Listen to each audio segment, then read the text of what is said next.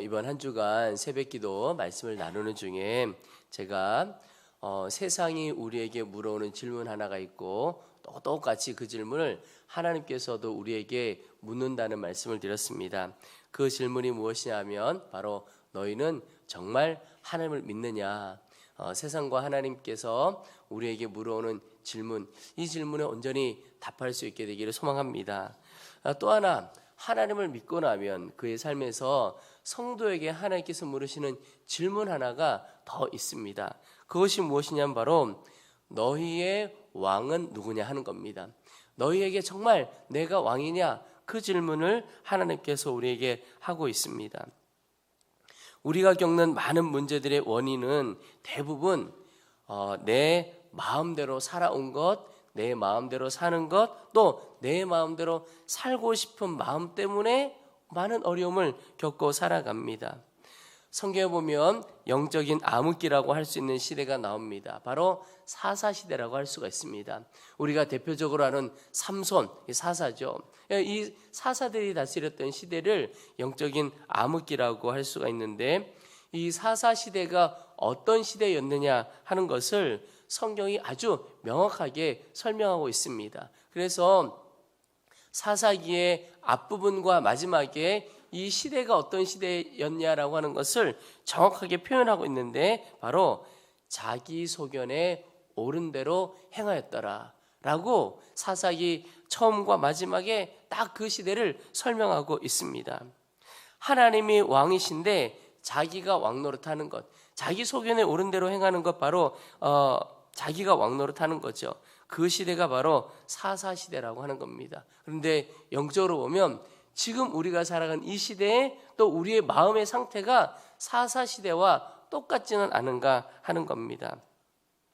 마지막 사사라고도 할 수 있는 이 사무엘의 시대에 이스라엘 백성들이 사무엘에게 와서 왕을 요구합니다. 오늘 보십시오. 이스라엘 모든 장로가 모여 라마에 있는 사무엘에게 나아가서 그에게 이르되 보소서, 당신은 늙고 당신의 아들들은 당신의 위를 따르지 아니하니 모든 나라와 같이 우리에게 왕을 세워 우리를 다스리게 하소서 한지라. 여러분, 지금 그냥 요 구절만 딱 떼서 보면 사무엘의 아들들이 제 역할을, 지도자의 역할을 제대로 하지 못하니까 이스라엘 백성들이 왕을 세워달라고 요청하고 있구나. 뭐 대단한 일일까? 자연스러운 일 아닐까? 왕 있어야 되지 않을까? 이렇게 생각하기가 쉽습니다. 그런데 여러분, 굉장히 충격적인 일입니다. 왜 충격적인 일인가? 비유를 해보자면 이렇습니다. 지금 신랑과 신부가 있습니다. 너무 사랑하며 살아야 하는 관계지요. 그런데 신부가 어느 날 나에게 당신 말고 다른 신랑을 허락해달라, 다른 신랑을 내게 달라라고 요구를 하면 어떻게 되겠습니까? 여러분, 뭐 어떻게 된다 이걸 떠나가지고 말도 안 되는 이야기죠.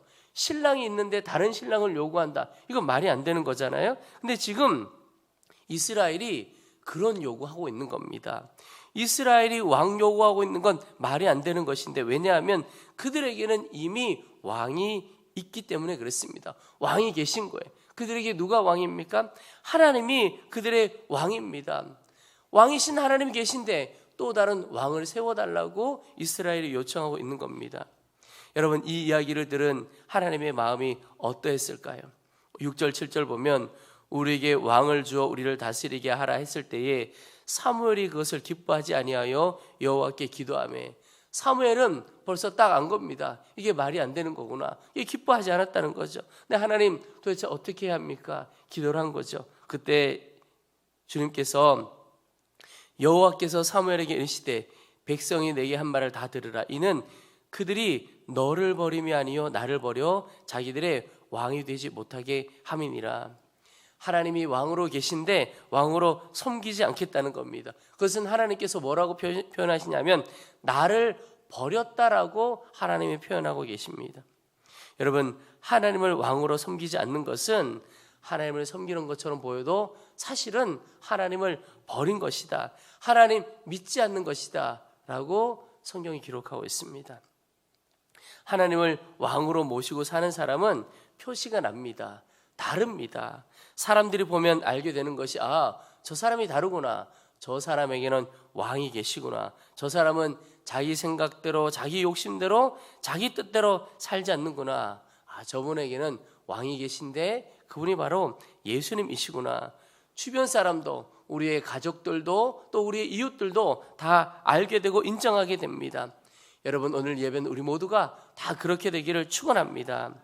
왕으로 모시고는 사는 사람은 표시가 나고 다르다고 그랬습니다. 뭐가 표시가 나고 뭐가 다를까요? 그는 먹을 것, 입을 것, 미래에 대해서 걱정하고 염려하지 않습니다. 왜냐하면 그건 내가 걱정하고 근심하고 해결해야 될 문제가 아니고 왕이신 하나님께서 하시는 일이기 때문에 그렇습니다. 더 이상 걱정하고 염려하지 않습니다. 또 그의 삶에 기쁨과 감사가 넘쳐나게 됩니다. 또 두려워하지 않게 됩니다. 왜 두려워하지 않게 되죠? 내가 싸우는 것이 아니고 나의 왕이신 그분이 왕이 대신하여 싸우기 때문에 그렇습니다. 우리 찬송가 내주는 강한 성이요, 마틴 루터가 지은 찬양이죠. 근데 2절에 보면 이렇게 표현하고 있습니다. 내 힘만 의지할 때는 패할 수밖에 없도다. 힘 있는 장수 나와서 날 대신하여 싸우네. 이 장수 누군가? 주 예수 그리스도 만군의 주로다. 당할 자 누구랴? 반드시 이기리로다.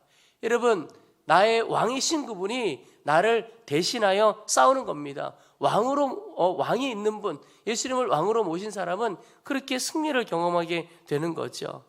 그런데 우리는 오히려 하나님을 왕으로 모시고 사는 것을 싫어하고 두려워할 때가 많습니다. 이유가 무엇이죠? 내 마음대로 살지 못하게 될까봐, 내 원함과 다르게 살게 될까봐 그걸 싫어하고 두려워합니다. 여러분, 이건 마귀에게 속고 살아가는 겁니다. 예수님을 왕으로 모시고 살아가는 것, 그것은 내 마음대로 살지 못해서 답답하고 안타깝고 손해보는 그런 삶을 사는 것이 아니라 마귀로부터 보호받는 삶을 살아가게 되는 것입니다. 진짜 예수님을 왕으로 모시고 살면 마귀도 그 누구도 우리를 손대지도 못한다는 사실을 분명히 기억하게 되시기를 축복합니다. 지금은 돌아가셨는데 한 원로 목사님께서 초년 목회 시절에 시골 교회에서 목회를 하실 때였습니다. 아무리 애를 써도 교회 안에 변화가 잘 보이지 않는 겁니다. 교회가 성장하는 것처럼 보이지도 않고 교인들이 변화되어지지도 않는 것 같고 목회가 너무너무 어려워서 참 좌절감을 많이 느끼고 많이 갈등을 했다고 합니다. 그러던 어느 주일에 말씀을 전하는데 설교 시간에 얼마나 짐스럽고 부담스러웠던지 안면 근육에 마비가 와서 교인들 다 보는 앞에서 얼굴이 틀어지는 일이 일어나게 되었습니다. 설교도 마무리하지 못하고 내려와서 그 길로 기도원을 가게 되셨습니다. 기도원을 올라가서 금식 기도를 하는데 표현은 금식 기도이지만 사실은 하나님 앞에 너무너무 몸부림치는 시간이었습니다. 그런 기도입니다. 하나님께서 저를 목사로 세우셨는데 제 모습 이게 뭡니까? 목회는 안 되고 설교하는 것은 저에게 너무나 큰 스트레스고 그렇게 하나님 앞에 몸부림칠 뿐이었습니다. 나흘째 되던 목요일 밤에 이 목사님께서 기도 중에 하나님의 음성을 3번 들으셨다는 겁니다. 하나님께서 말씀하신 게 그냥 똑같이 귀 뚫린 종아, 귀 뚫린 종아, 귀 뚫린 종아 이렇게 부르시더라는 겁니다. 다른 말씀 없고 그냥 귀 뚫린 종아. 그래서 목사님께서 성경을 찾아보셨습니다. 출애굽기 21장에 보면 귀 뚫린 종에 대한 말씀, 귀 뚫린 종에 대한 규정이 나와 있는데 이 히브리인들이 살아가다가 너무너무 가난하게 되어서 남의 집에 종으로 팔리게 되는 일이 일어날 수가 있죠. 그런데 혹 그렇게 되더라도 6년 동안은 종으로 살지만 7년째는 무조건 자유인으로 풀어지게 되어 있습니다. 그래서 영원한 종은 없는 거예요. 그런데 누구든지 완전한 종으로 영원히 살지 못하도록 하나님께서 법으로 딱 세워 놓으신 거죠. 그런데 만약에 이 사람이 종으로 팔려갔는데 그 이후에 계속 종이 되기를 원한다면 이제 다른 길이 있는 겁니다.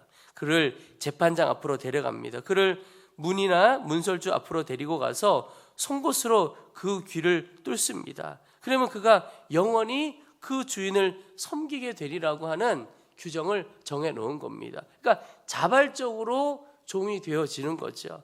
그런데 이 귀 뚫린 종에게 단점들이 있습니다. 세 가지 단점이 있는데, 하나는 귀 뚫을 때 너무 고통스럽다는 것이고, 둘째는 어디를 가도 종이라는 표시가 난다는 것이고, 그리고 셋째는 더 좋은 것이 있어도 갈 수 없다는 겁니다. 이제 이 주인을 영원히 섬기기로 했으니까. 근데 반면에 귀 뚫린 종의 장점도 있는데, 첫째는 노예 상인으로부터 보호를 받는 겁니다. 이미 주인이 있으니까 이 사람을 노예로 팔 수 없는 겁니다. 딱 보면 아는 거죠. 아, 이 사람은 누군가의 영원한 종이구나. 두 번째는 주인이 열쇠를 맡깁니다. 이제 귀 뚫린 종은 어디로 떠나지 않게 되는 거죠. 그래서 주인이 믿고 모든 것을 맡기게 되는 겁니다. 세 번째는 주인과 한 상에서 밥을 먹을 수 있게 된 겁니다. 이제 주인과 한 가족이 되었다, 이런 뜻입니다.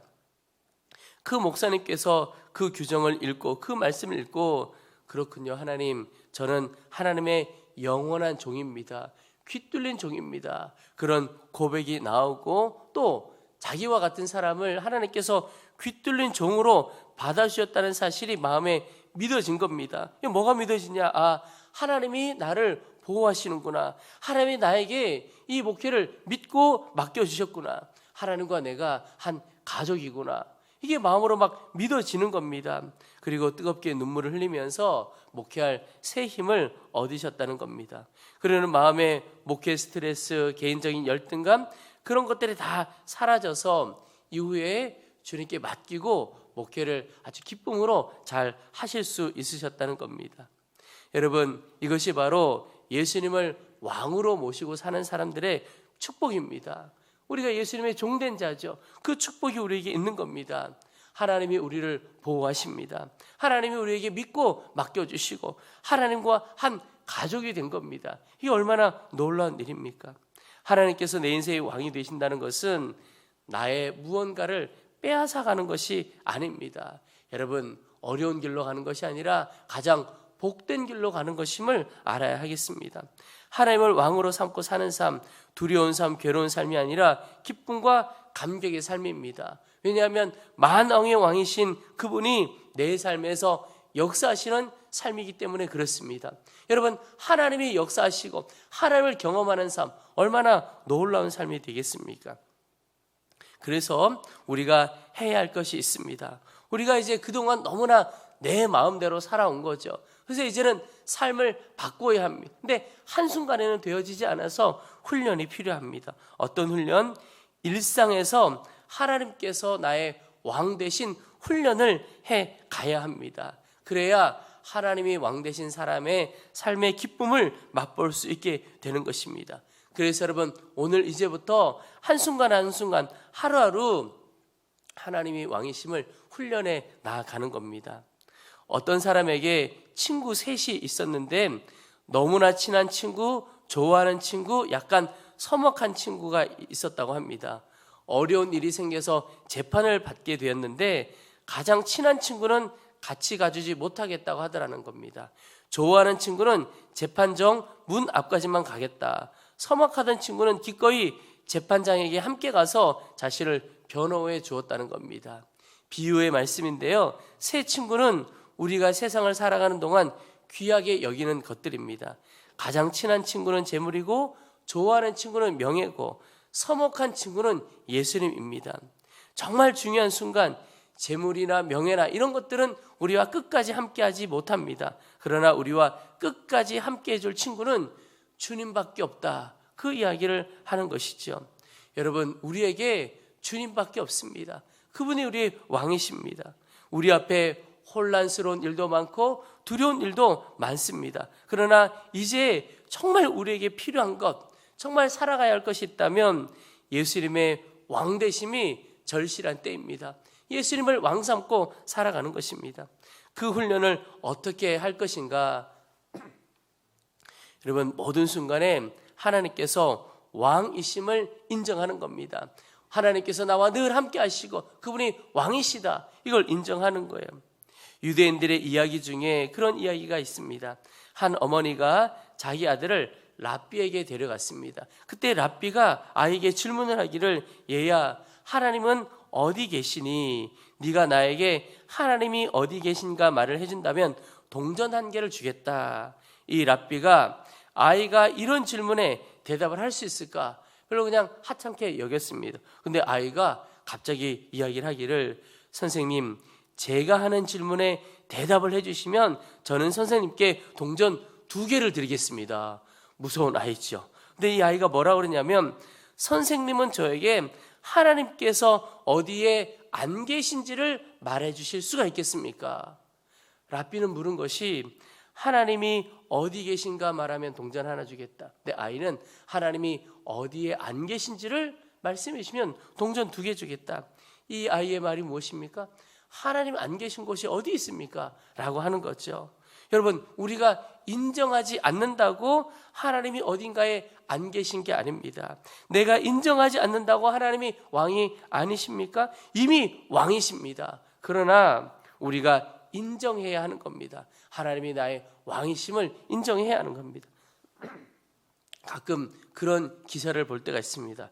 집에서 하찮게 쓰는 쓰레기통 이런 것으로, 빨래 담는 통 이런 것으로 썼었는데 알고 보니까 아주 오래된 문화재더라, 유물이더라, 이런 이야기 가끔 들을 때가 있습니다.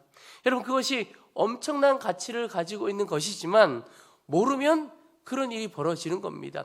하나님이 나에게 왕으로 임하셨지만 모르고 살면 똑같은 거예요. 그래서 여러분, 우리가 늘 하나님께서 나의 왕이시구나, 우리가 하나님을 왕으로 모셔야 왕 되시는 겁니다. 또 하나 훈련해야 될 것이 하나님이 왕이심을 선포하는 겁니다.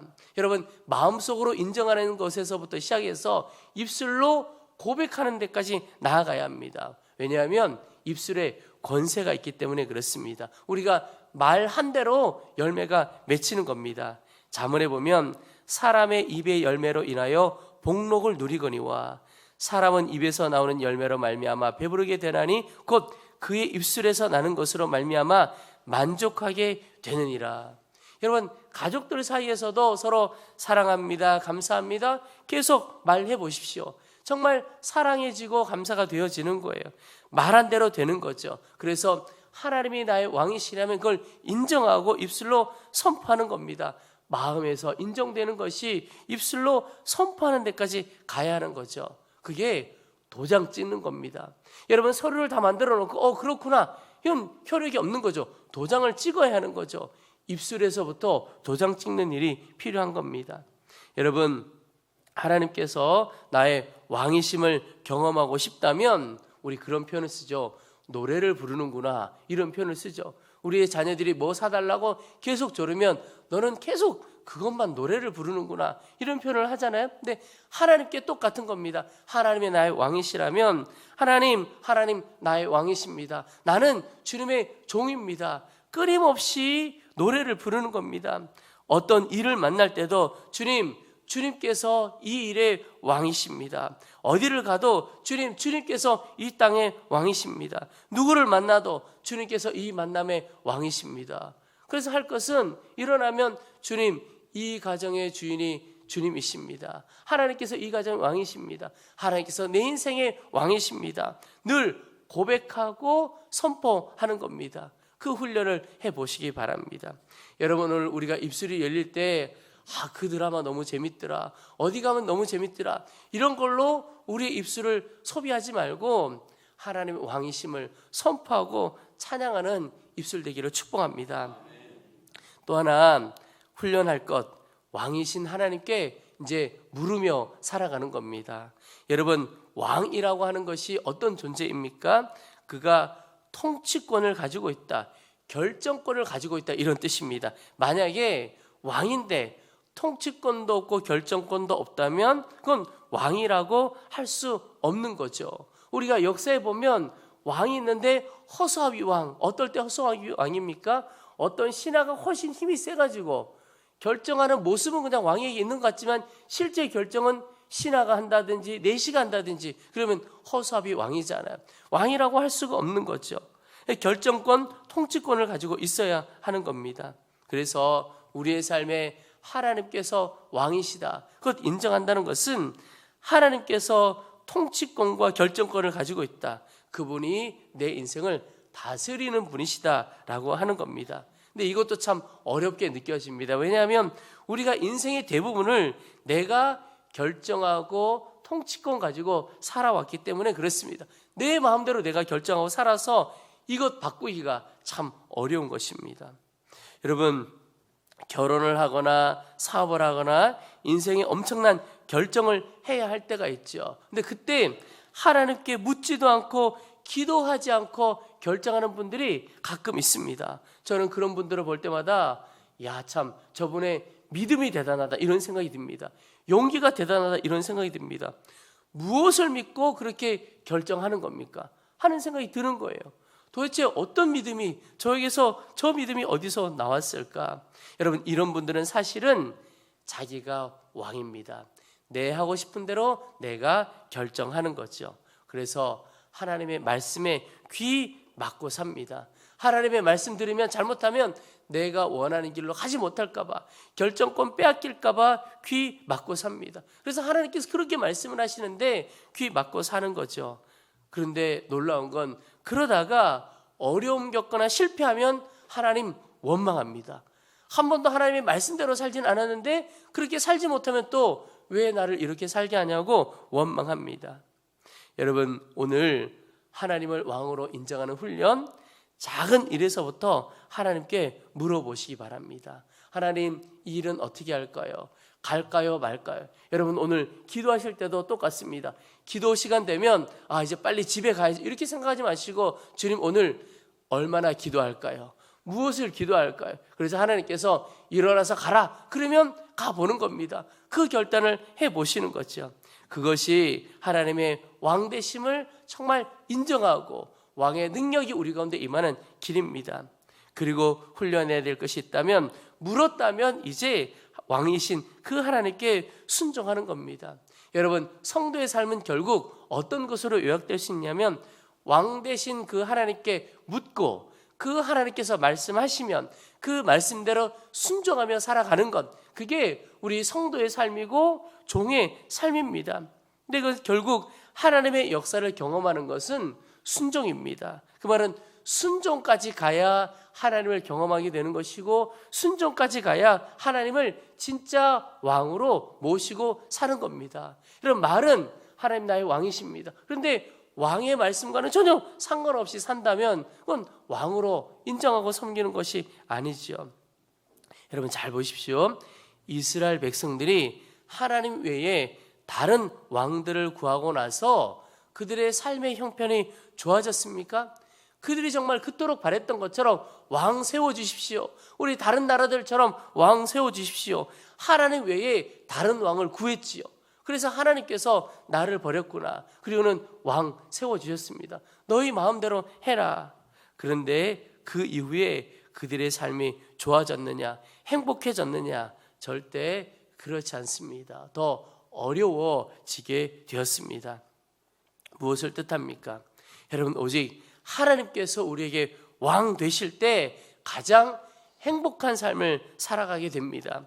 여러분, 오늘 하루 그리고 올 일생을, 우리의 일생을 이제는 하나님을 우리의 왕으로 모시고 그분과 온전히 동행하는 삶 살게 되기를 축복합니다. 그래서 가장 복된 간증이 우리 한 사람 한 사람 가운데, 가정에나 우리 영혼에나 흘러 넘치게 되기를 주의 이름으로 축원합니다.